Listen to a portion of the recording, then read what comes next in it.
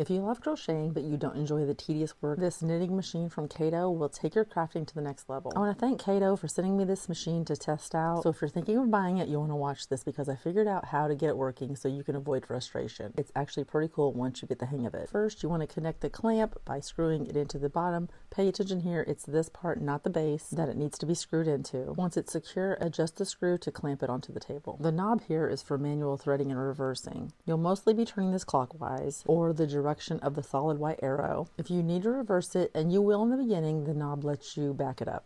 The manual was a little bit tricky to understand when it came to threading after hook 4. I wasn't sure what to do at first, so I'm going to show you step by step how to get this threaded. You got to run the thread through the hole first and then over the top in the groove. You can use the provided hook to thread the machine and add a little bit of a temporary weight to this until you get it all set up. Pass the yarn through the center, pull it to create some tension, and leave the hook on the yarn for now. So now you want to go ahead and unhinge all the hooks and don't close them. I was making the mistake of closing them up after I placed the yarn on them, and that is not the right thing to do. I think the hardest part is getting the right tension to keep the yarn on the hooks. Start with a lightweight yarn, at least until you get the hang of things. So you have to hook your yarn under the first hook, and you're going to start turning this clockwise, or in the direction of the solid white arrow, if that helps. So you're going to skip the second hook, you're going to place it on the third hook, you're going to skip the fourth hook, and then you're going to put it under 5th, 6th, 7th, and 8th.